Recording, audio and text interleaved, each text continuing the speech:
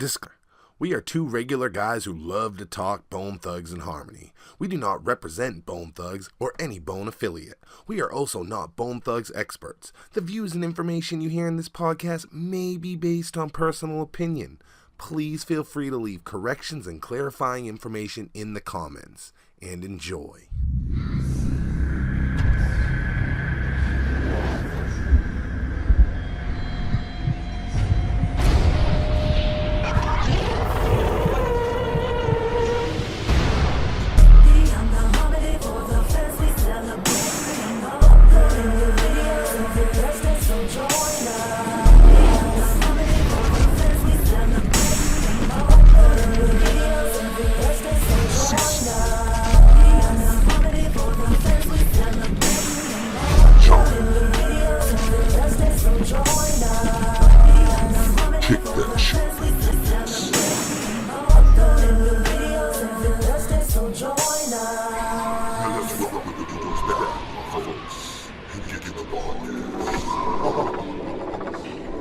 So did you guys have a video crew that was just dedicated to making that dream happen? I mean, because obviously you had it for the Ouija board DVD, but was it a video production staff that was just down for 7 or down for, I think it was sickness.net or something? .net, yeah. Well, see, at one point when Glory and the 7 Sign compilation Volume 1 first came out, right as I was coming, that came out right after they came in right a little bit before I came in the door.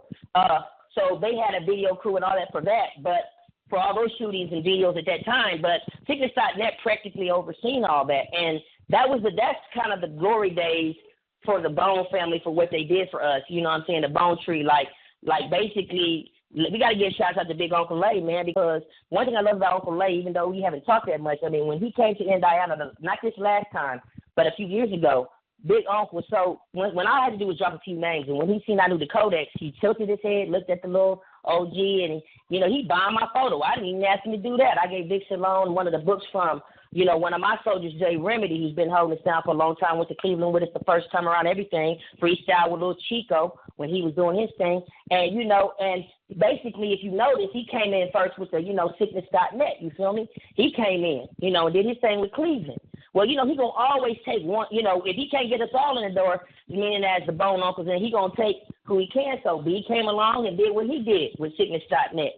And so business was good to the point to where they made a remix mixtape. And that's why it's like, speaking of which, just to kind of put a disclaimer or a question mark out there, I don't understand why people give people so much grief about remixes, because y'all sit there and pick up Tupac's tape left and right, in the heyday, and they've been remixed like 80,000 times. These brothers, at least they're alive. You know what I mean? At least they did co-sign the shit. You know what I'm saying? Like, they got paid in the dough, went out the back door, and y'all got some more. I mean, what's the problem? I'm tripped out over some of the stuff I see on the internet from fans. It's like a love-hate relationship. Like, it's almost like that. Man, and this ain't even no joke. This is the kind of stuff that gets real spooky. The kind of way that the Bone fans treat us sometimes, even Bone. I mean, I'm not just saying me and the rest of the family, but I'm saying not you and Cecil, but you know what I'm talking about. They are the kind of fans sometimes that come off like the same kind of fans that shot John Lennon. The same kind of fans that shot that sister at the concert, you know what I mean, that had been watching her through the internet type shit. Like, I've heard from other affiliates that were high up in the game, they were like, yo, man, this is really a cult thing.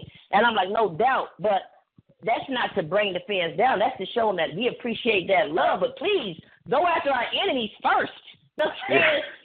Like find an industry head that's doing us wrong and get their ass. Don't come after us. You know what I'm saying?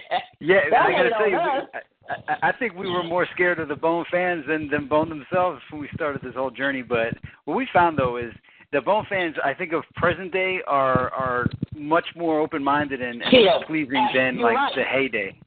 You know what's weird? You're absolutely right, because I haven't gotten anything but love from this new generation, which shocked me because I didn't realize how much the generations had grown. And I was just flabbergasted, and I was like, wow, this is crazy. So that brings us to the current stuff. Like Okay, so we got second and then third generation was everything that bled from the second generation, which was like Jay Shay, Revolution. They were in there. They were in there. You know what I mean? They did what they did. They were in there. The Young Lions, they were in there. Medicine Music and them, and T1. Even though he was around in the background, he came forward. So that's like the third generation, Hood fellas, all that. So then to the point to where I'm right in between the third and last generations because I'm like the third generation with everyone else.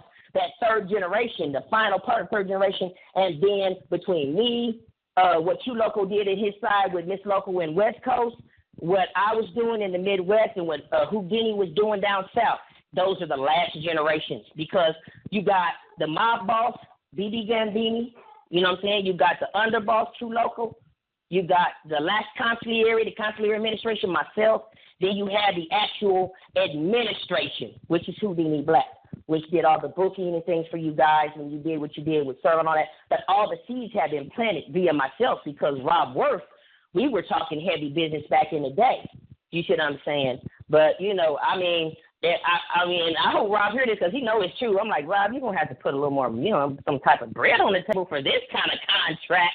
I'm not about to repeat, Easy all over again. I love you, brother, but it's not like that. You know what I'm saying? No, but I love that, bro, man. He's awesome. We've had so many conversations, and we've done so much. His production that he gave us for the Future Thug and Harmony stuff, which has not been released yet, like he's been a great brother. But, yeah, the contract could have been a little better, But that was where that came from. We had already been working with, Big Robin, Wire Entertainment prior to all that. So that when Distro Phonics found us, which was one of the hottest East Coast independent online labels, we let them know who we was. They gave us, we sent a little piece of bread for submission of a song produced by a youngster named Shotty, and Dragos did the drop.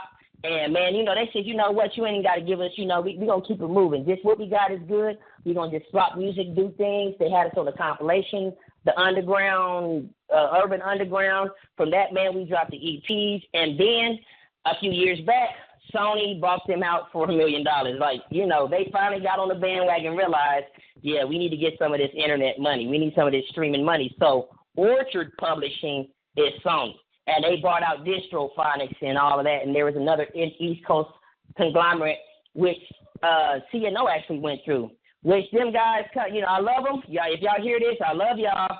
But y'all know y'all be sitting on the money. And that's the crazy part is that when people get a piece of that Bone Thug empire, man, they be trying to play crazy, man. They be trying to play crazy, trying to sit on the money and stuff. So that's why I said it's so much better if we just work with our family, if we work with the Cecils and the L's, and that way we can do it right for y'all because we can't do this off of just airwaves. It don't matter how many rituals we do. Yeah, our ancestors are going to keep it coming, but if y'all going to constantly receive the blessings from us or the curses on your behalf for whoever you need us to be there for you for, y'all got to continue to put back in the collection plate, but we ain't on the streets. We ain't in the church. You get what I'm saying? So everybody gets to see what go in the plate. We a congregation. We an assembly. We a thug congregation.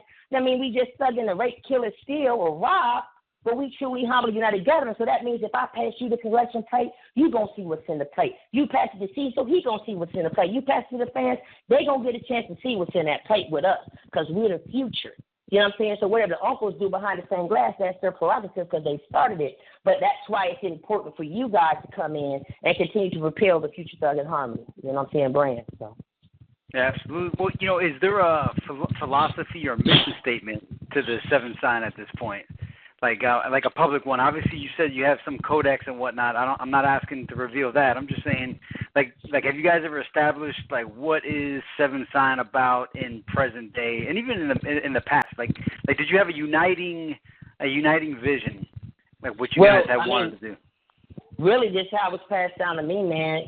Busy was just like, use this craft to make your money and pay your dues, man. You got to pay. I'm going to give you a story. Like, one thing I love to do, I'm going to give you two stories. This to show you how we roll on this side. This is what makes us unique and why, if people want the Thug and Harmony brand outside of Mo Thugs and everybody else to do something, you can reach and touch us. Like, meaning there's a Houdini, like there's us. So, basically, when he came down in 2003, after the departure of Hitler, Capo, Confucius, we had a DJ there. That was because my cousin is the one that put me in there because he was friends with the DJ who was helping throw the promotion, which Rick Ross booked for the album release, the reincarnated street entrepreneur era and all that. They were down there here in the Diana. So we, basically this DJ sucked, but he was our people. Well, B reached right in his own pocket and put out some notes, man, and gave it to the other DJ who had an all gold plated, it was like 14 karat gold, something like that, needle for his record, for his DJ setup. Yeah, screwed it on, man, and B went in his pocket, man, and paid to do on the spot. So they shit would be right. Like that. So when B and them came in full force to Diana a few years ago, and everybody was there, one of the few times where all five of them was there, about 2013, I believe it was, or 2014, something like that.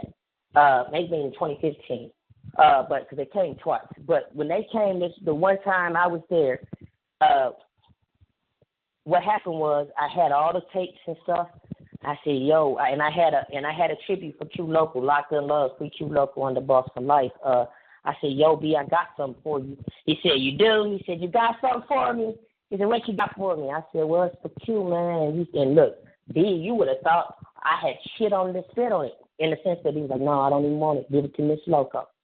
I said, you sure, bro? Because, I want to make sure. He said, make sure Miss Loco get it. That's how it really was, bro. That's how real B was.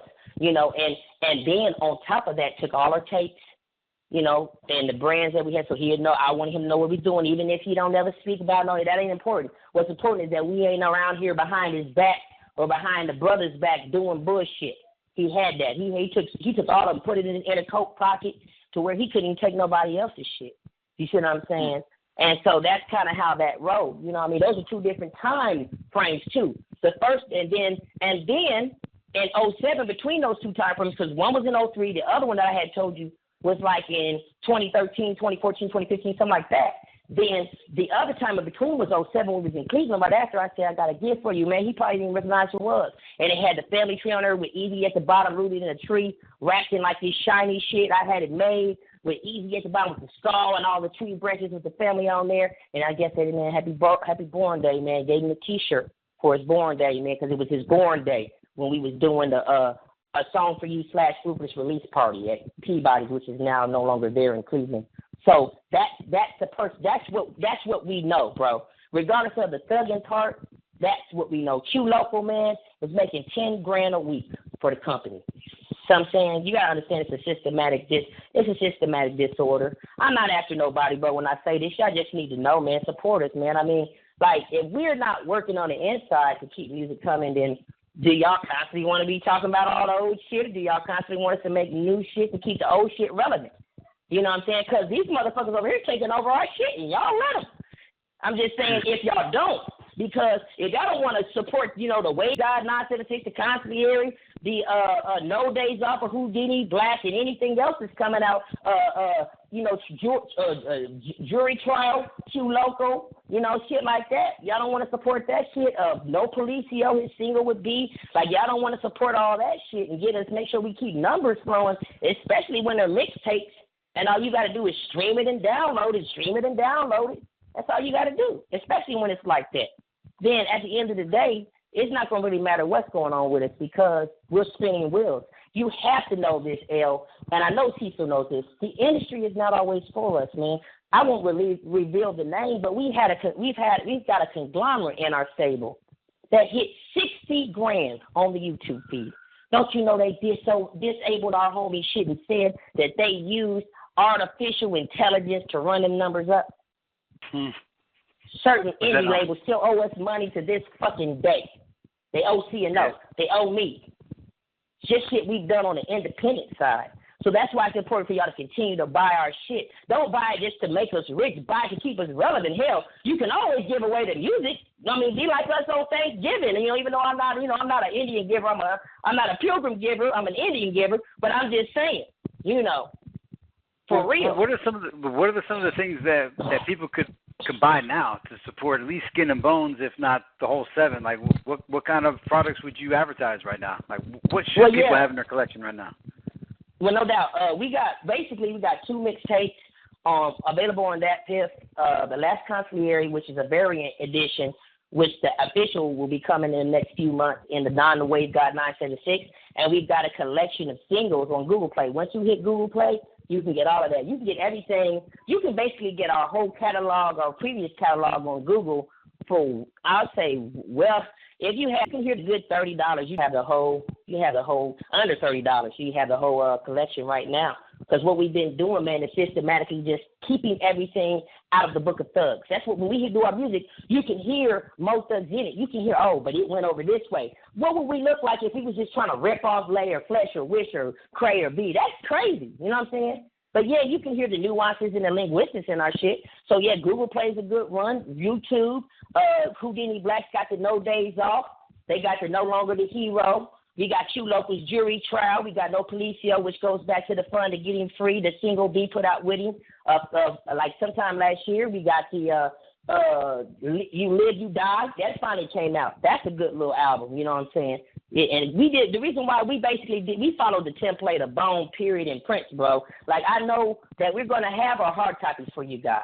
We're going to always do that, especially when it comes to Uncle Lay and them doing what they do to commemorate the original chapters and scriptures. But why fight the flood or fight against, emotion when everything is online right now? Everything is streaming. Everything is SoundCloud. Everything is that piss. My mixtapes. Everything's live mixtapes. That's where everything is right now.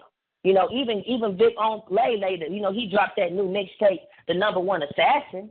You feel me? And from what I understand, B let us know, that they're going to be dropping some shit with Quick mixtape. I mean, he's on board, too. The OG just had to make sure the coast was clear. But we've been telling the, big dog, man, you know what I'm saying, you have to do some mixtapes because who I look up to in the industry right now, and I'm going to give a shout-out to all of them so they know that it's Seven Sign, Busy Bone Family Love if it ain't nobody else. I can't speak for the rest of the guys because I don't know how they rock. But everything over here that as the consigliere, who was brought in through Q Loco and Dragos, the godfather of the Crossroads, even if somebody be like, don't listen to me, I wouldn't give a fuck because, again, I don't make waves. I'm not saying this to make waves. I'm saying this so that the brand will continue to stay strong because, motherfuckers ain't going to be attacking Lay, Cray, Biz, Wish, and Flesh about who's the greatest of all times. This is what we here for. And this is why you probably ain't going to hear them say nothing about us if they say anything at all because that's just what it should be. They shouldn't have to tell the homies to come and have their back. They shouldn't have to rally us up when motherfuckers say something about them. And I was one of the first next to Simone when way back when they talked about Pop and said the shit they said. I won't even say the DJ's name, talking about fuck Tupac and this and that. I ain't got nothing against Notorious B.I.G. Shout out to Mark G because he fuck with Puffy, and that's one of my closest brothers. He was on every tape from Bad Boy from the late 90s to the early 2000s. That's somebody I got drunk with, kicked it with his son, kicked it with his wife, all of that. So fuck that bullshit about we don't love Biggie and all that. But when you talking about Don Machiavelli, we first cousins. They first cousins, we second cousins, second and third cousins in this bitch. That's Noble, that's all of them. You can't do that. Talking about fuck some Machiavelli and this and that and the third and shit. So anyway, with the whole seven, that's kind of where that came from as well. Seven Signs, because he talked about that. I don't want to get too deep into that. But that's that everybody knows about the whole Silky Fine, the Busy and the, Tupac thing. And I'm not really mad about Miss Tamika wanting to do her thing and make it a Bone Thugs song. I'm just saying at the end of the day, why was everyone hating on B or hating on the way anybody in the family wants to do what they want to do? Because the industry going to get paid regardless. And that's, if I can say one thing to the industry who is always watching out for me, and who loves what we do now more than ever, when we come and doing music, don't try and stop us. Don't tell this media person or that media person to block our music. You know what I'm saying? Let us go forth because if you give us the right deal, y'all going to get rich anyway. Go back to the way y'all did with Tupac. Remember in Interscope when little girl was like, oh, I like that tape. She didn't even know who Tupac was. That's how he got the deal. Yeah. You see what I'm saying? Well, yeah, and as far as like the Silky Fine Tupac song, I think the fans just kind of adopted what they believed was Busy Bone's feelings about it, and as they evolved, I think the fans evolved with it. But yeah, there were periods of time. I think people just take Busy's side no matter what he says, and they just kind of roll with that. And I'm glad cool, they did. Dedicated fans. Yeah. What I was saying was, don't get me misconfused. I wasn't saying that it wasn't wrong. What I was saying is that I'm not knocking her. Like, I'm not going to all out assault what she did, but I'm saying, come on, man. The Heavens movie is supposed to be like 20 songs deep, bro. Yeah. It should have been like 20 songs deep. It would have been like a 17 to 20 song album, give or take, if the 7 would have had its way. Pre-Cambrian Thug Mentality. And that's one of those, like, what if time travel things we always talk about is, like, what if Heaven's movie could have been what it was supposed to be? You know, how that would have changed the fabric of time.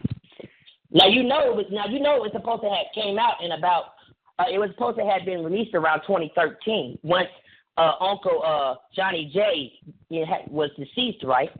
There was talks on that. You mean to, like, put out the original how it was supposed to be? I've seen everything. I've seen the site, and I talked to the sources. I can't reveal them, but I talked to the sources. And It was a situation where they was damn near about to go to a fucking YouFundMe page, and they were like, whoa, no, let's talk business and stuff. And so as that was all transpiring, then, things just got quiet. And that's all I can, that's Uncle's business and them. But I can give you that.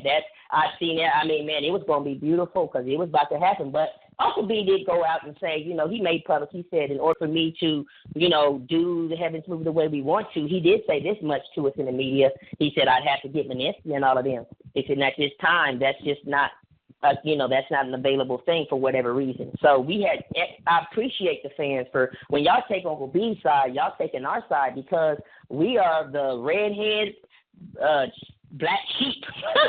You know what I'm saying? Like, if we get love, like, I tell you what, Uncle Lay keeps everything neutral, but everybody knows what it is, man. I love you, Uncle Lay. Thank you for everything. Like, he keep it all neutral with everybody, even when he is tripping on his stuff. So, like, Uncle Lay, he's always the one that keeps everything neutral for us. But, it ain't no secret that, people piss on us because of our uncle, you know what I'm saying, and this and that. And because we're like the weirdos of the family, you feel me? Well, these motherfuckers talking on, they ain't even dropped no ecstasy or smoke, no, or did none of this yet. And they already talking like they high, you know what I'm saying?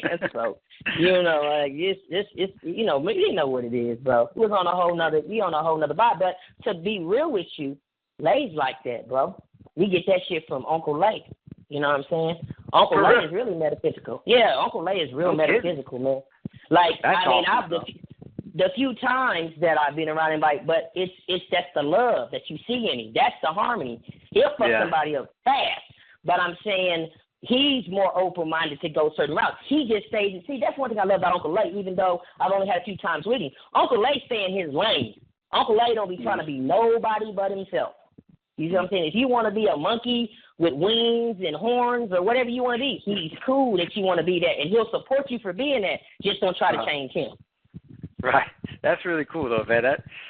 Well, you had brought up the bald-headed Busy, and I've always been curious about that. And I had an opportunity. I wouldn't ask that to Busy Bone. I just felt like it was kind of a weird thing to ask. But I've always been curious. As he said, I'll run through the fire with you with the gasoline jacket on, L. You ready? And you lick the back? You ready, set, go? Yeah. Yeah, okay, so here we go. Gasoline jacket, we on fire. So the whole bald head thing, man. He kind of warned people. He already had warned you when Alpha Omega came off. You listen to a lot of the scriptures. He's talking about cutting his hair and going bald. And people thought he was joking. Like, this is a sad thing about. I gotta give shots out to my son Z. As co-parenting as we are, she always supports. She's on a lot of the music that we on. She's on the upcoming G-Punk 2099, 2,999 as Angelic. So y'all be looking out for that. She got a few songs. But what I was saying was, he pretty much kind of gave us a heads up because if in Mistafarian mysticism, your hair is your crown, and whether you have locks or whatever, and they're tentacles. They tune into a lot of frequencies and whatnot, this and that and the third. So, with me, I had locks. If you look at my previous pictures online, and I disconnected because you sucking a lot of psychic energy. So he was going a certain direction in order to get back in tune, however he felt he needed to, and that's kind of where all that comes from. And so what I don't think a lot of people understand either is in the midst of all that, some of his most avant-garde material. Like everybody, no disrespect to Wayne because he's our cousin too. He's like our third cousin because of Tay Smalls and Who Killed My Mama saga and all of that. But B was already doing it Precambrian when Pac and Wu was doing. Like off the top of my head, freestyle, no paper. That's what B was doing. Most people, I guess, didn't realize he had paper sometimes, and then sometimes he didn't. You see what I'm saying? So that's why stuff sounds the way that it sounds. And so he got right back to hip hop. Like what he probably was doing Precambrian, the Real Thugs, what was the name of that? Faces of Death. You know what I mean? That's probably how we would have caught B when they throw, you know, it's like it is, you know what I'm saying? Jam Master J, all that shit. Like all that stuff they were doing as the Band-Aid Boys and things, like that's what he was doing, was trying to propel hip-hop to go back in a direction. A good example, Shake That Stick. Now, I will give you the revelation of that because it's been years. I can break down the part of the codec as I over and understand it. If Uncle B got anything else to throw, then, hey, he's the god body of that, so that's on his portion. But come on, man, everybody was getting all freaky and scared. Like, hey, man, that sounds this and that. Like, he's talking about, you know, faggots and stuff. But, I mean, if you listen to it, it's a three-perspective song. Whereas you can hear it says, shake that stick when the faggots try to lust your body. The faggots don't necessarily have to be, you know, somebody who has homosexual or alternative lifestyle tendencies. Faggots is a derogatory term to say that you're acting in that vein, whether it be spiritually or emotionally, that you're trying to create a same-sex on sex attitude about something, and it's uncomfortable for someone who is not in that vein. It wasn't a bashing statement. That's the same way as trying to say Kurt Cobain when he wrote Rape Me Off in Utero was talking about we should all go out and start raping people. He was talking about he was being raped through the media. He was talking about how people rape him in the media and how he's being raped in the game and to a source with his family and his wife and his children, all that stuff, is the same way that people, women or whoever, get raped in the streets. Mm-hmm. Yeah, and that's what B was saying on Shake That Stick. He was like, shake the stick. So your stick could be your wand, your microphone, your dick when you with your girlfriend, your gun when you trying to get them up off you. You know, your stick. He was saying stick before these youngsters were saying, I got my stick, I got my pole. You know, it was already out there. Yeah, no, to not give the benefit of the doubt of the metaphorical, the analogies and all that when dealing with Busy or Skin and Bones, you're not doing it right. You got to think of it on multiple levels and whatnot. And that's actually what Skin and Bones means. Yeah. Yep. Light and dark, the duality. Smooth and rough. Yep. So, you know, just on that hair thing, I remember I was reading about the Native Americans that when they there was a period of time where they got enlisted in the Army, and, you know, all the guys in the Army get their heads shaved. And the Army actually had recruited some Native Americans because they knew they had a sixth sense in hunting. And when they had their head shaved, they, like, lost their powers. I'll take you back. I'm going to give you something. I don't mean to cut you off, but I got to ride with you because you top speed in the jet right now, and I got to keep up with you. Right then and there, I'm going to tell you something. In esoteric mysticism for a lot of shamans, when you lamentate or when you're grieving, it's the only time you're supposed to take your tentacles from your scalp. That's the only time you're supposed to disconnect from Gia or from the universal Father of all, the All-Seeing Eye. That's the only time. Other than that, you stay rooted and grounded in Mother Gia, Mother Earth. Other than that, yes, because it's shameful. In ancient times, in our ancestors' times, Vikings, whatever, you can do your own historical research, but you'll find from Vikings all the way to the Moorish Greek, they knew that only time they were to do this were when they were lamentating or had come across great grief. Hence the monks when they cut holes at the top of their head. That's their grieving and lamentating for the community and for the people, and that's why their hair stays low, bald at the top, but they still keep it around the edges. And this is why you see Ishmaelites and Israelites with big beards, and the only time you see people with bald heads is if they're lamentating or they've been dishonored or practically their hair is permanently fell out. And so the bald head part could have been prophesized also on I Understand, because I think I Understand was like the big single from Alpha and Omega, and he's saying, you know, for those that love me, if you leave me, I'll understand. And it seemed like in the video he's being baptized and he was kind of going to go on his new spiritual journey. So that's how I kind of chalk it up. I like because Like you that. mentioned that before, and I talked to you when you said that, and I was just right there with you, like talking to you, even though you couldn't hear me, in the physical. I was talking to you in the spiritual, and exactly, Big L, that's kind of what that was, man. It's like, so at least to us, I don't know if Big Uncle had something else going on, that's fine, but the way we took it, he was preparing us, for like I said, this was Star Trek, then came the Next Generation, we about to go Deep Space 99.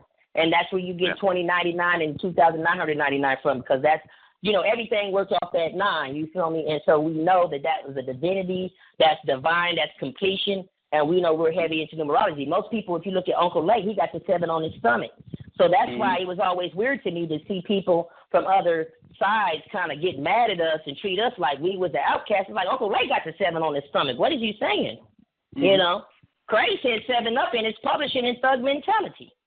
You see what I'm saying? So it was a conscientious thing, brother. It's just people get how they feel when they get personal and do what they do. You know what I'm saying? And like with me, when I came to the table, everybody was just so visceral towards Skin and Bones because nobody understood what we were trying to do. Well, I won't say what we were trying to do, what we did. And they felt like people were getting left behind. But, you can't force. Like, no one could force y'all to do this. Y'all chose to do this on your own. Nobody's got a gun in your head saying, you better record and interview all those affiliates and former members of Mo Thug and Bone and Seven and this and that, or we're going to kill you. Like, yeah, you might have been aware of the fanaticism that went with the fans, what we call stand fans, some of them. But, yeah, you guys did that on your own lead. So that's kind of where we're at now. Yeah, and on that, I noticed I was watching one of your videos, and it felt like you were a team lead captain, like a recruit almost, laying down the philosophy of Seven Sign or Busy Bone Entertainment or whatever the group was that you were specifically with. But I appreciated, like, how you kind of embraced the role and just ran with it. And for people to not appreciate that level of history that you have and the ability to articulate it, I guess they were missing out. But I hope they understand now what they have. Now tell me this, because you really lit a light on my candle. What are you referring to, Big L? What video are you referring to? It's a video. You're outdoors, and you're explaining the kind of like the hierarchy. Oh my goodness, you seen that when I had the lots with the 7 in the corner? I think so. Yeah, I mean, I was watching. Oh my goodness. They all kind of blend together. Yeah. Wow, you have done I'm flabbergasted. Well, at that time, Big Q Loco, and I know you're probably going to close out here soon, but I'll just say this here, like, Big Loco, man, this is what happened, and I'll give you this because this is the final score 7 years ago that'll make it all make sense.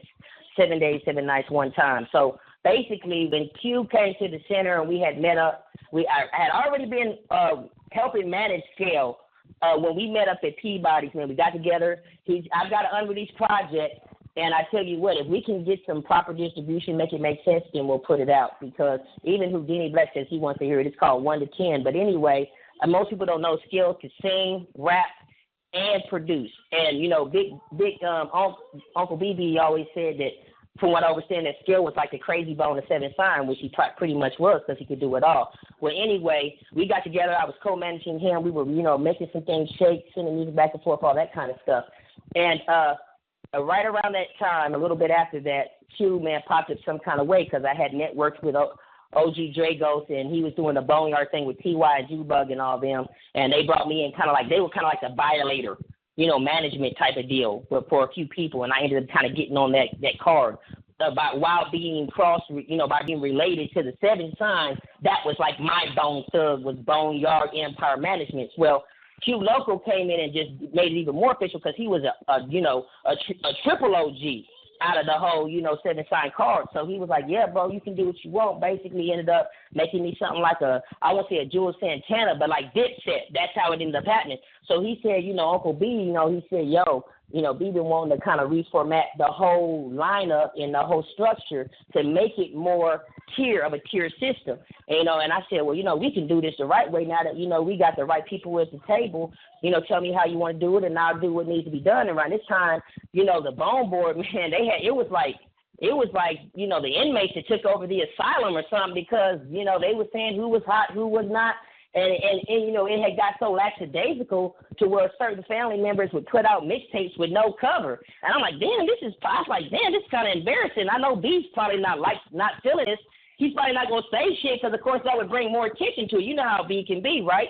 Because, like, when I asked him, yo, what happened with, you know what I'm saying, the gift cover, man, where you was pointing up to the sky, you know, kind of like Poetic Justice, and it came to change the world. Later we know what happened. That was Tamika's black ass. But, when you know, just to keep the trouble down, because, you know, Uncle B is like, man, I did that shit on the computer, man, with the whole gold diamond lettering on there, and we all got robbed because that bitch was hating on people. I wouldn't give a fuck if she was looking out for me now. She knows that shit was fucked up. You know what I'm saying? That's kind of when I get upset. Like, the gift man was like Whitney Houston, you know what I'm saying, meets Tupac. You've never heard a more popular, like, R&B rap singing project that was so down to earth, and it went gold. Most people don't. He told you in Alpha Omega, but I know this for a fact because when I called American Music Company, I will admit this. I called there trying to, on the slide tip, like, see what was going on. Like, man, well, maybe I can camouflage and get in. But this is how sensitive they were. This is how on guard and how, like, you know, alert they were towards the Bone franchise via Busy Bone family. So I called, and they pick up and like, hello? Because at this time, you can still call certain labels, and they'll pick up, and especially independent ones. I was like, yes, you know, this is so-and-so, and I'm of the Busy Bone, whatever, feeling like what I said before I could get it out. They hung up on me. Little did I know they were shifting his album at that time from AMC Independent Records, which put out Drew Down and J.O. Felony and all those guys at the time, and they shipped it to Southwest. And that's how he didn't get paid. He made it. Most people don't realize, even as much as they raped the gift, as much as they tried to destroy Uncle B's vision, it still went gold. And they raped the fuck out my uncle, man. You feel me?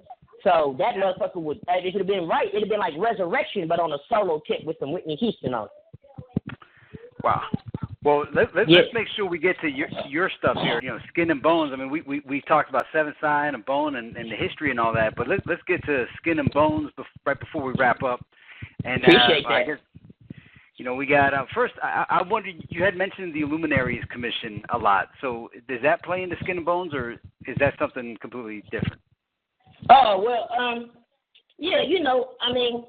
It is what it is. You know, the words are self-explanatory. Like, you know, we're always watching out for you. And that's just, you know, the levels behind the levels, you know, the shiny ones that are always looking out for us, you know what I mean, and always silent hands that are pushing things and, you know, they know who they are. So, you know, we always got to, you know, make sure that we give proper just due to all those different, you know, entities. Absolutely. And so you were talking about how Busy kind of did some freestyles, didn't have even writing material. There's a lot of songs by you that I wondered, I'm like, are you just freestyling a lot of these songs, or are you writing them beforehand, or is it just straight from the heart?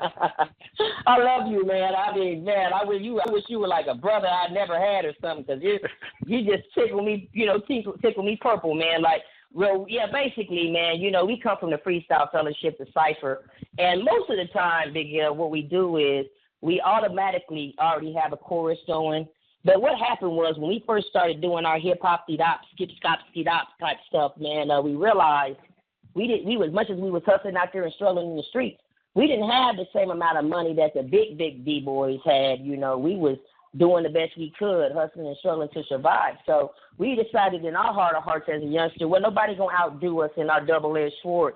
So we got to the point where we exercised it so much, like the killing zone, man. We was in the killing zone, sharpening ourselves. So to where we could pay, you know, whatever an hour and get an hour's worth of material done. I remember Stop Beefing Radio, who ran the studio with Sir Hart, who's friends with Michael Epps here in Indiana, Indianapolis, was like, man, every time I push the button and record, I feel like I'm just listening to the tape right then and there. And so everything that would be recorded would get mixed down or however we did it, and it'd be exactly what you heard, you know, with effects and stuff. So a lot of times, yes, sir, it's off the top.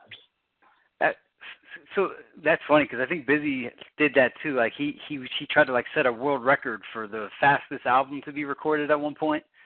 But, absolutely. So okay, now, as I listen to hundreds of songs, I think. I don't know, like nearly everything you have out there. So check your royalty check because you should get some streaming playback money from all the research. Thank you, but throughout all that stuff, I was wondering, like, which song is the most important to you out of everything that I heard? Which one is the one that is straight from the soul, that, you know, is your baby, is the one that means the most to you? Well, that's real, man. I'm gonna give you a bonus. I gotta say, Love peace, freedom, justice, and truth. So I got to give you 5. The first one that came to my mind when you said it was La Mistafari Coming, the single. I had to say Bone Collector from the Wave God and the Ooze God. That's 3. And I had to say Yahuwah Baphomet. And I got one more, so I got to make it count. Really, man, to be real with you, the first version of Mama, Angels and Demons Surround Me, because that's dedicated to the Lord Sorty Victoria Belpelo, De La Latina Marino, Mamacita, I miss you. So, yeah, those 5 are top right now for me. There's runners up, of course. I mean, I had to get it in for the video and Up Down. Everybody loved those. It's like an A and B side. If it was the 80s or the 90s, Up Down would be the A side, and I had to would be the B side, and that's why they're videos, because they're basically parallels to who we are. Like all the people that produced with us when we were back in our Don DeLeon Doctrino days, they said, man, that Up Down, now that's Mo Thugs.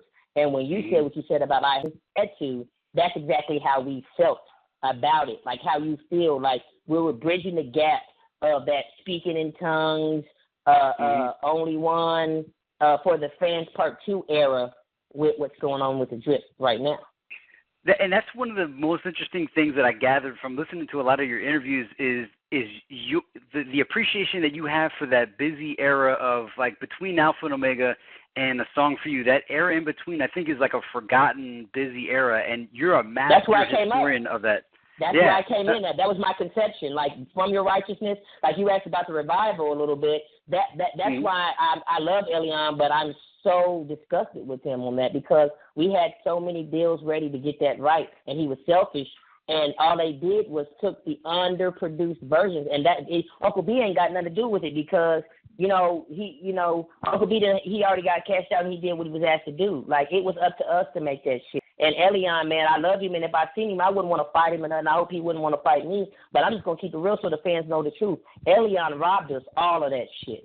That's why we know we don't really have much to do with him on those levels, because there's one way to be selfish, like I love you, Uncle Rick, but you know how you can be. There's one way to be like Canado Davis, you know I love him, you know how he can be. But it's a whole other thing to be like Eliano Nino, bro. We could have soared to the sky. Baby Phil's sitting on songs, that's why he won't put them out. You know, I got shit with skill, that's why I won't put it out. You see what I'm saying? It's a burnout kind of thing, man. Josiah, he put his shit out, much love, him and Rasu before Rasu passed. You know, but that's kind of why that is the way that it is, because people who get a chance to work with us, you know, instead of just letting us do our thing and then getting the benefits with us, they want to try and, you know, hate on us like lightweight or something. I don't know. So, Revival, From Your Righteousness, Trials and Tribulations, Evolution of Evolution. Those are like really strange periods of time. I was working like a night shift at the time period, so I couldn't follow Bone and the Bone boards as much as I wanted to, because I was like 16-hour days at work, so I missed out on all that. But I'm so glad that you were there for a lot of it, to hold that history and find it. And just for the people listening, some of the favorite tracks I have from all the Skin and Bones songs that I listen to that you guys can go check out, in addition to the ones that Skin and Bones just mentioned, I really enjoyed Feel You Up, Up Down, as you mentioned. I had to, like, Feel You Up, not necessarily like the lyrics, but the vibe of that song and the sound of it had like a real cool Bone sound, almost like a Crossroads 2010 kind of beat to that track. So I was. Now, you know what's funny, Big L? Everybody, like all the homies in the studio at the time was like, man, that shit sound like a video game. But you want to know a secret? Guess who inspired us for that shit? Guess what era producers inspired us for that shit? Super Nintendo? Nope, not at all. The era of From Your Righteousness and No Limit, Ghetto Postage, all the stuff that XL and them did. Ghetto Postage, man. Yep. Yep. And so the I don't even know how to pronounce it. You said it earlier, Yahuwah Baphomet. Yahuwah Baphomet. I think that song is engineered so well. Like I listen to that one probably the most out of all of them. Plus, it's just so bizarre. You know, it's like, man, you don't hear that kind of stuff all the time. And I appreciate that. The instrumental for Thugstar Galactica, that instrumental just took me, like, I was sitting there trying to figure out what, it reminded me of like 3 tracks kind of built together. And I think like that particular beat is really dope. And if you guys end up doing more redos, that one, like with 2018 engineering, I think would be a dope track. Path of Light. Now, I think Path of Light's the one that you were saying that you borrowed from Bush, right? And you modified it. With the chorus, yeah, man. I mean, I love Bush, man. Shouts out to Bush. Everything they do, they're underrated. But I mean, for what they do, I mean, they're definitely on that other side of rock coming from Europe. So yeah, we definitely were centered out because we did the rock shit stuff. So yeah, I wanted to do that with hip hop and R&B. Yeah, that's dope, man. And I think I had written down like Army of Bones and Good Evil Paradise. So there's a lot of, I mean, you got a lot of material out there, and there's some gems within all that. And then for everybody listening, in addition to Skin and Bones, the rapper, there's also Skin and Bones and the Bleeding Orchid Punkadelic R&B. Is that what you guys call it? Or is it Doomadelic? Doomadelic, yeah. Doomadelic, yeah. And I could have sworn I saw one that was called Psychedelic Doom. Now, Doom part just cracked me up. That was deep, yeah. We have, like, in our liner notes, Psychedelic Doom, which basically is like everything that you heard from the early Black Sabbath, Deep Purple, the Doors, Jimi Hendrix and the Experience, and the Band of Gypsies meets the what do they call the horrorcore group? Bad Brains, all of that, and the Misfits, Danzig, all that stuff mixed in. You know what I'm saying? Because, basically, I was basically one of the first of my kind growing up in the Midwest. They didn't have a lot of crossbreed. If you listen to rock and you were indigenous, whether you were Caribbean American, whatever, if you were in, of a certain skin pigmentation, you were a white boy if you listen to it. But see, I'm Caribbean, so we were always cool. We didn't have no racial barriers like that except what was put on us for society. So I had bigger cousins that were wearing, T-shirts and skinny jeans in the 80s that were cool with the skaters and all that. One minute we were listening to, Skid Row and Guns N' Roses. The next minute we were listening to NWA and Too Short. You know what I'm saying? And that's how I grew up underneath my cousins, And I got cousins that are like 50 years old, first cousins that are in their 50s. So, you know what I'm saying? And I'm just a little bit behind them on that. So, yeah, that's kind of how that was. And you can kind of see that in Bone, especially Bone, groups like Bone and NWA. So, yeah, that's kind of how that came about. Yeah, I mean, the influences that you must have had and the range that you have and the amount of different things that you got going on. Close friends from Jamaica manager said to me, longtime friend Kurt White, shout out to Kurt White for everything his family's done for me, and George and them. He used to say, man, you're like a musical encyclopedia Britannica. He said, you got everything from Bach number 5 in here to blah, blah, blah. And, I really, like Romeo said, like, I love you, Uncle Romeo. Much love to you, brother. Like what he said, like, we didn't, bro, it's emotional to me because, we didn't know what the fuck we were doing, man. We paid the price for that shit growing up. Like, motherfuckers mocked us, spit on us and shit. Especially in the Midwest. It's so hard in the Midwest. It's not like we were on the East Coast, where it was open-minded, where punk was thriving, or the West Coast, where there were subcultures of that shit. Right here in the middle, where the heart beats the crossroads of the Republic, bro, we paid for that shit, bro. Motherfuckers was getting mocked, and so I was on that other side, of music. Growing up. Yeah, I always like seeing people that had a wide variety, especially like in hip hop. Like Tech Nine had some of that Queen built into him, so that's why he turned out to be so amazing. And but he's from Kansas. That's Midwest. He's from Kansas. Exactly, and then that Queen Warrior Moreno Celia, yeah, yes sir. That one is that, like, when I heard that, I was like, man, this is you could get down, bro. You could rock out, bro. That was the track right there. And that was a question I had too. Is I noticed like a few tracks here and there of you with, I guess, the Bleeding Orchid band, but I did. They were all kind of like live track. Actually, I noticed a few were studio, but like they were here and there. Is there like a studio produced Bleeding Orchid album, or are they all live performances? Well, see, that was the funny part about it, bro. Like what's the testimonial to all that is. That period of my life was about 2.5 years in when I really got into my what I call my G-Punk era, which later on we went solo right after Rock Shit and did our G-Punk mixtapes. But I was in my G-Punk era, man, to where everything we were doing was live, man. Like because back in the 60s and the 70s, most people don't realize this, with the exception of like being in the studio, everything was played live. So rather than, like you said, we did our singles, a few maxi singles we did in the studio, but the energy, like if I'm gonna do studio shit, I might as well do my rap singing, Thug and Harmony, future Thug and Harmony shit, whatever, my Wave God shit. But I mean, I was a rock star during that time, a full-fledged, like you can ask Dini and all of them, like during that time, the pictures say it all. Like I was living that life, brother. Mm-hmm. I was living it, So when we would go to any arena, we were mostly Driftly, shout out to Claude. Drifties or Indie Rock House, they had live mixers, and we had our own recorder thing hooked up to their shit.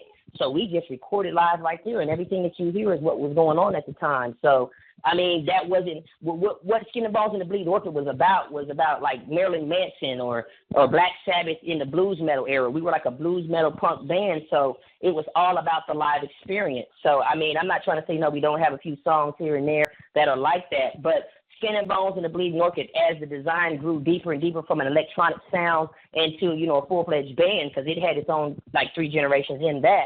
Once it went full-fledged live, bro, that's all that we wanted. We wanted people to know that we did this. We weren't just creating this to say, look at us, we can get in the studio and make rock songs. No, we were living that rock star life. We go in there, we plastered. We had bartenders. Like, one of the bartenders' parents owned the bar, and the performance man, she would just give us beer. She loved our shit so much, man. Just give us beer. We take beer home and sneak it out the bar type shit. Like, we were living that life, man. Shouts out to my guitarist who, oh my goodness, Juan Lee 9, Paul PhD, the drummers, all our drummers, Tommy Sticks, Mervino, everybody that did it, Big Dean, everybody that played with us, man. Greg, all of y'all that did stuff with our Bleeding Orchid, all our generations. We love you. Thank you. So is that still an ongoing thing that you guys still do, or is that kind of just in the past, or how's the Bleeding Orchid standing? Well, actually, it bled into another movement, kind of the way Parliament Funkadelic works. The Skin and Bones and the Bleeding Orchid is like the rock, the live psychedelic function. I mean, I could really bring it back if I put enough focus into it, but I'm focused on a new wave myself, back to rap singing and things. If anything, right now, the G-Punk era, when, you got those critiques, I gave you the leak on that. The G-Punk shit is more or less like my Danzig shit. But it's like G-Punk rap rock, but not the way that everybody really tries to play off of rap rock. It's really organic. So it's taking the best of both worlds. And then there's G-Punk, the band, which I have material that I haven't released from that, which is more like my Parliament. So, we have one aspect that has the electronic Marilyn Manson, 9 Inch Nails vibe, and then there's the organic side to that. So, I mean, it's just one of those things now where how Misfits got real, but we did one kind of had not so much disbanded, but had took a hiatus, and that's kind of what we did. We never officially broke up. We just took a hiatus. You know what I mean? So me as the Danzig or the HR of the group, which I was like the Jim Morrison of the group, or the Jimi Hendrix of the group. That kind of I'm the embodiment of that. But my spirit and my energy connected with all the rest of the kindred souls, and they were able to convey like the way people would convey music for James Brown. They were able to do that because I used to play guitar like grunge, like I was a big grunge head coming up as well. But I got out of playing guitar for whatever reason. It was just too much. I did so much to the point to where I did what James Brown did, and I would hum out bass line. And from the bass line, a lot of those songs that you hear on those albums were done right there on the spot. Like, we kind of pre-rehearsed a lot of the different rhythms, and we knew what songs were what. But when we officially recorded them, a lot of times that'll be only our second or third time, if that. Sometimes our first time really taking off with that song, even after we rehearsed it a little bit. So you guys are getting some raw rock music. Yeah. That's crazy. I mean, I did that before too, and it's kind of nerve-wracking. But then once it hits, then it just kind of flows from you. So that's really cool that you did that, and all these different flavors that you got is just beautiful. Now, obviously, right now you're pushing the Don Wave God 976 and the Last Consigliere. I just wonder the Don Wave God. What does that mean? The Don Wave God 976.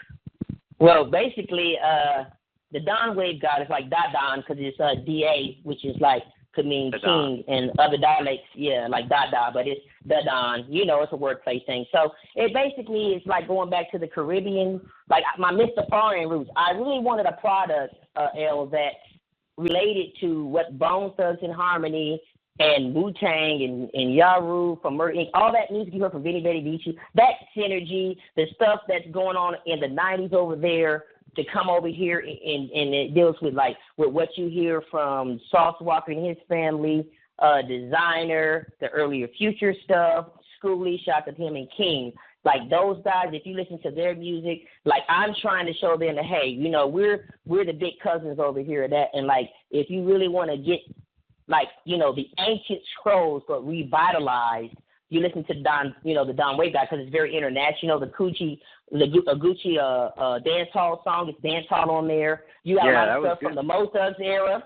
You know what I mean, in there, but it's revitalized. Like I said, Mama Angels and Demons Surround, like Angels versus Demons is definitely a playoff of Demons Surround Me. But like I said, top favorites off that is the Purgatory motion picture, Dawn Collector, Angels Demons Surround Me, and the Ooze God. When you listen to that, you can see like what they call trap soul. All these different subgenres they're doing, man, it ain't nothing but rap singing from the 90s, and we just filter it through what the kids are doing today.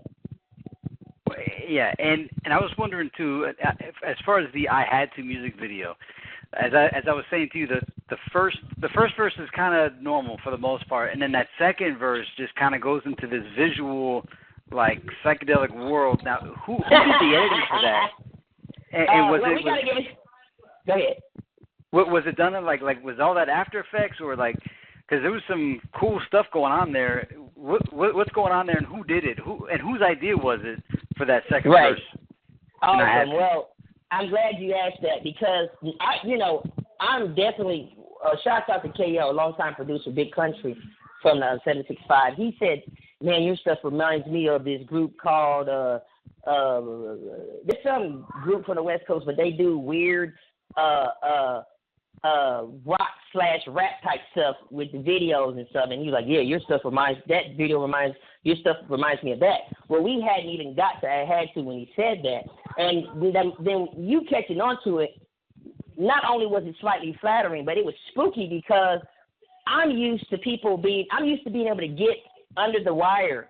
Like my uncle, he, a lot of people sleep on the speaking on tongue shit. People sleep on some of that shit, and you can get over sometimes and really get your way.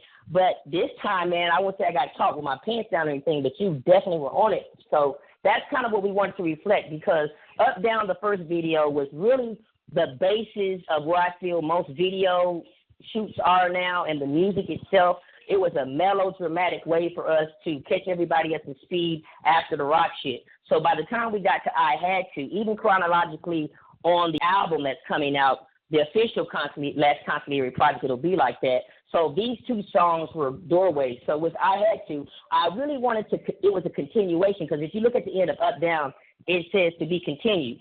Then when you see I Had To, it picks up with the same font. And it goes into the mind of, skin and bones. And so I go from being up, down, I just want to get up, they just want to put me down. I get into this almost sulking, lamentating mode, but I'm still going to make it, right? Thug Price shit, right? Most of shit, ghetto blues has got me down for the last time. Then I go over into fuck this shit. I'm going to tell you where I really come from if y'all want to cross the gun line, bro. So we took the first verse to show them our rich bum side, our thuggish, ruggish, with our hoodie on, we're ghetto fabulous, side. And so we need to also show them that there's more to us than a thug. We're more than just a thug. We're truly humbling. So when we showed them that psychedelic mode, we related that to Indiana Digital 7, which is DJ 7, which has been with us for a long time, AK-47, who has his own company and stuff, and he did the Books and Nomad recordings and all of that. So basically, we kind of came together with first half of it was shot in one part of Indiana was a location. Mark Gooden set it up. He said, yeah, we should just do it right here at the condo. We just did it, man, right there with Komodo Studios, Mr. D-Watt, and I already had the vision of how I wanted shit because I was basically looking at a lot of stuff to where I didn't want a lot of my videos to just be about, verbatim, look at my mouth moving with the words. I really respected what Uncle B did with the Kings, Forever King, what are they called? Forever King, the guys, the guy, Cray. Yeah, Cray, and then when they did the video with Noble and that, you someone on the street, you can't get it back. So when B started spitting, they said behind the scenes that was like the most frustrating thing for them was because B wasn't lining his mouth up with the words. But entertaining somebody in a video is like entertaining live. That's when you get to really share your energy. So most people sometimes miss the whole purpose of entertainment. When you really go for entertainment and music, it's about letting them know who you are as a spirit and a character. So Uncle B not saying every word to the lyric was fun to me because I got to see more of Uncle B be himself. And we know we want to really hear the song, listen to the song for the words. If you want to be entertained, since you're probably not going to see him in your city, watch him on this goddamn video at the food. So that's kind of where I went. But I wanted to go, like you said, more down the psychedelic tunnel because, you know, I feel like that's something that's missing via Crossroads, First of the Month. That's what we're tapping back into with our audio as well as our visual. I mean, I'll tell you, when I see it, I feel like I'm in a dream. I could be completely awake, and then when I watch that second verse, by the time it's done, I'm like, man, am I awake? Am I awake? I feel like I'm in a dream right now. Don't do too many drugs to that shit. That's all I'm going to say, because the LII, you want to take you on a journey, because let me tell you this. As a youngster, Big L, I was into art, and I was into Salvador Dali, Edgar Allan Poe. You know, I was into all of that. I had my art displayed, pastels, chalk, all of that. I drew, I did all of that. So I'm very into basically 2,999 Renaissance era. That's what we represent. You know, it's the newborn Babylon. Everything that was prophesied in Machiavelli, everything that was prophesied in Veni Vidi Vici with Yaru, everything that was prophesied in Wu Chang's Triumph and Wu Forever, and everything that was prophesied in Heaven's movie, and the beginning and the ending, because those are similar generations. The difference is that the beginning and ending is the B-side that came up in the year 2000 after Resurrection. So that's kind of where we're at now, and that's where it's coming back to. It's coming back to being able to take audio visuals and blend those mystic realms and make music fun as well as interesting, make it actually a work of art. So with us, you can always be guaranteed that when you cop our mixtape, we're at a pinnacle, specifically the Don Wave God 976, which that's what that means. We're the Don of the wave coming out of the seven sign regime or the boneyard entity. Like, we're not speaking for all the uncles because, you know, we can't do that. But we can say that there's something for everyone here in the Bone family. And if you want to have a realm where you kind of want to get that young thug or that king vibe or that Cinco, but it's still just not different enough for you, you can get with the Don Wave God Project. And if you want to hear some seven sign stuff that reminds you of Heaven's movie or the Thug's Revenge or the story or From Your Righteousness, what it would be like to hear Heaven's movie artist style shit in, you know, 2018, then you get the consigliere shit. You know what I'm saying? Yeah. It's broke down in two vibes. You got savant level memory, bro. It's phenomenal. The dates, everything down pat. The Shadow Man, there's like a Shadow Man with red eyes at the end. That thing looks so cool. You guys invented a character there right at the very end of that video. So I just want to give you that's Angela de Morte. That's Uri Allah. That's the messenger of, you know, of life transcension. You know, and he's letting you know that you got to answer. I mean, but if you notice, there's a dove just like off the crossroads, because there is a light at the end of the tunnel. It just matters which way you're going to go. You know what I'm saying? You know, you can always be thugging, but you need to thug in harmony, baby. 29.9, you know what I'm saying? So everybody out there, make sure you guys all check out the I Had To and the Up Down music videos. They're both dope. I enjoyed both of them. And one last thing I have for you is that I heard you mention that you were thinking of writing a book, but you could never sit down long enough to actually do it. So just in case you never actually get to it, what would the Skin and Bones book be called, and what would it be about? Well, it's something that crossed between Solomon, who is the son of Dawid out the scriptures, and the books of Nomads, sort of, kind of. It's just be a collaboration of a lot of thoughts that, you know, we have, random tandem scriptures of poetry, but basically kind of pointing to excerpts, like reading Proverbs or something like that. It would be a modern day, like the way they did Romeo, Juliet, and Hamlet in the 20th century. I wanted to do more. I'm all about New Age Renaissance. I'm all about, you know, colors melting, everything. We're living in the LSD ecstasy society without dropping ecstasy and LSD. You can take barley and wheat, your beers, your IPAs, or your heavy Patrons or whatever, and you can smoke, you know, your mixtures of Damiana chamomile along with whatever strand of, you know, cannabis you like, and or just alone, and those things can synergize the frequencies in your body to put you in tune with those kind of things. Some people go even as far as peyote and all that. I do myself, but I'm saying that us being in tune with that kind of society here now where we're at, that's just what we're living in. If people will look outside of the matrix and see what's been prophesied, you know, Matrix, the Blade, all of that, that's our dialogue, you know. And so we still know how to nail it down to where you can touch, you know, skin before bones. So that's all that is. Anytime we drop something, man, we're going to give you layers and parallels that you can walk in, and that's what Skin and Bones is really about. When you want anything else that's just more basic and regular, you can go everywhere else. But here, we're going to always take you on a journey and adventure. And that's what made me pursue this interview. Was just when I saw the video, I was like, "There's so much more to this guy. I got to find out." And so that's what I spend all the time, just doing the research and just discovering how dynamic, how voluminous, and how widespread your consumption of just the arts is. It's phenomenal, and massive credit to you for all that and the whole journey that you've been on. So we talked about this earlier, but where can the listeners get your material, find your music? DatPiff, Google Play, anywhere else? Absolutely. All you have to do is Google SKIN-N $. Now, I will say this. We don't really want to do anything that has Distro Phonics or any other label on it right now if it's not DK distribution, which all the stuff through Google Play right now is good. And support the 3-song single right now, mainly, unfortunately, because we've kind of been in constructs and conflicts with previous distributors. So just so you make sure we get what we're supposed to get, that's the route. The newer stuff that's in Google Play, which you have posted, and anything that they see on the Legacy is fine, but mainly everything that's through Google Play that's new, all the singles, that's pretty much it. Because when you Google Skin and Bones and put Bone Thug next to it, you're going to see everything. Because we're more of a Googleable type of brand. There's not really, we've done this before in interviews where they asked us, you're not really prominent on social media, and we're always watching out for you, but we more or less want people to be there for the music. We're not trying to be anyone's god per se.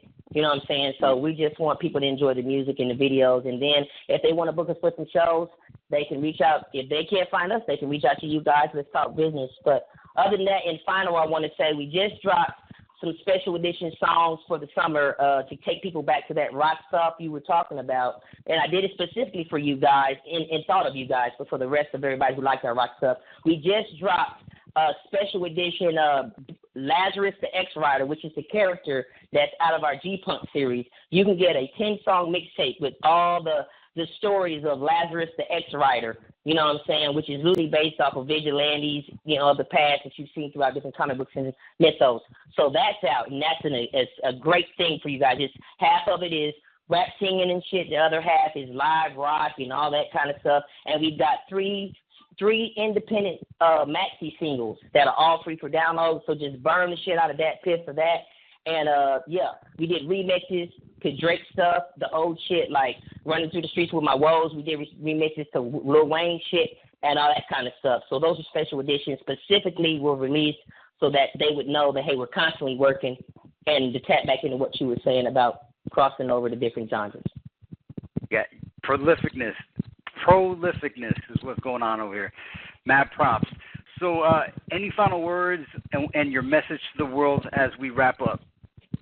Yeah, I just want to say continue to support Beyond the Harmony, because these brothers are like angels wrapped in flesh for us, and I'm not gratifying these dudes because I don't juggle balls and I don't suck penis. That's just me. I'm not disrespecting anyone who chooses to, but I'm saying that if you brothers and sisters out there all over the world, like you've shown us constant times, streaming us and downloading us, love us, then continue to support us that way. Don't let any entity stop you, because your voice is what's important. When you want to see us at the top of the power, you want to remind everybody else where they got it from, then just continue to support the music. Just keep in mind, you don't have to download every song. That's what streaming is for. Streaming will work the same as downloading if you have a subscription to Google Play or anything like that. And I also want to just say that, each and every one of you know that the reason why you love us in the first place is because we keep it in harmony despite the dark spells in our life. So give us back that same energy when you're thinking about, warm, fuzzy things. Keep us in mind. That means the crazy, lazy, busy, wishing fleshes, the Mo Thugs, the Life, the Flesh and Bone Global, the Seven Signers, all of us, because we're here for you. We're only here for you. And that's on the one. And I want to give all praise to the All Scene and the Illuminary Commission and, those that are watching out for us behind the scenes that are pushing those buttons to make sure that the plan is complete. Absolutely. Well, thank you so much, Skin and Bones, for taking the time to chill with me Beyond the Harmony. I wish Cecil was here. This has been an awesome time. I learned a lot and gained an even wider appreciation for all that you do. Hey, well, So, I got a special gift for y'all before we get off. Y'all can check out Little Skin and Bones at the end of the Chaos Friendship song off the Maxi single, the Street Manifestos, and on the Alma Rockin' American Thug song, what she called Exotic Empress, where he speaks and does a drop. Say what's up to the world. What's up? What's up? 7 Sunday. Yo. 7 pounds. Awesome. Yes. So, yeah, that's the future right here, man. That's Little Skin and Bones. Be looking out for him real soon. Future Thugs in Harmony. Yeah, well, we love you, man. And then we know you got me whenever you need me, man. Let's do a part 2 or something just to follow up some months down the road or whatever. And y'all also know that on the BTNH Legacy / Beyond the Harmony board, Big L has placed No Days Off, which is Houdini Black's, stellar mixtape. Has Pastor Troy Lazy Bone, has dropped from myself, the Big Boss Busy, and the Underboss Q Loco. So definitely check that out and support that. Yeah, I'm going to have a link in the description below to this video of resources to get all the Skin and Bone stuff that you could possibly get your hands on. So it's a lot. You good, man. I might have to get at you behind the scenes about the catalog you get. I had tried to play some information when you was talking about the generations of the of these tapes, man. That's when you won me over. I just want to say that publicly, bro. You won me over like a Monte Cone with your in-depth research of that, man. I don't know what possessed you to do that, but you definitely did your job, man. And I want to give a shout out to Big Dragos and Uncle Busy and Uncle Q Loco and Uncle Lay for, showing me love and protecting me while I've been out here, just allowing me to thug in harmony with y'all, because it ain't been easy out here. A lot of these artists that came with Bone were very fucking ungrateful, and I want to make that publicly known, because Bone has done the best that they could do for where they come from and who they are, and we shouldn't expect any more or less from any man or woman, so I just want to thank them, over the line publicly, and everybody who's going to support us in the future because of this interview and help us continue to, push the big dogs music and the wave until motherfuckers know where they got it from. And with that, I'm good.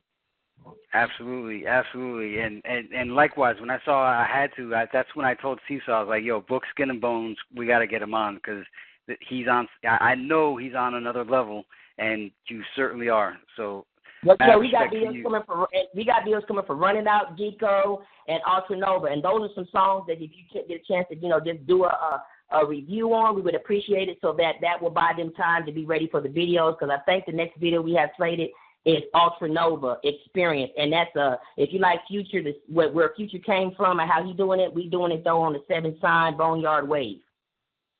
Absolutely. Hey, and when you drop the official version of the Don Wave God and the Consigliere, you can count on me. I'll definitely cop that. So make sure you just hit me up when that comes out. I appreciate you. We'll definitely give shouts out to any albums you got. Cecil and I do a little pregame before our interviews each episode. So whenever material comes out, we try to make sure we mention it. So. Well, okay. Well, you actually, I don't know if you got a chance to check out Abarcadabra Thug Stability, but we definitely want to, outside of those 2 tapes we named for sure, really support that because that's a double tape. It has Jay Castaneda that produced for Lazy Bone, and for I got 5 on it. What's it called? The Loonies, Yuck Mouth.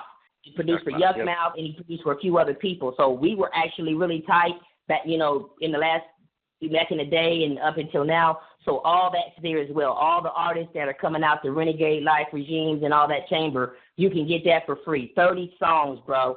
Nothing but that Future Thug and Harmony shit. So y'all rock to that as well. Thug Stability, Abracadabra, which basically is like magic. Abracadabra, Thug Stability. So that's out as well, for sure. Absolutely. All right, Skin and Bones. We about to wrap up here, and we're going to let Feenics Ryzin take us out with the Beyond the Harmony Jam. Love it, man. On the 1 we ride, baby. On the 1. We out of here. 1.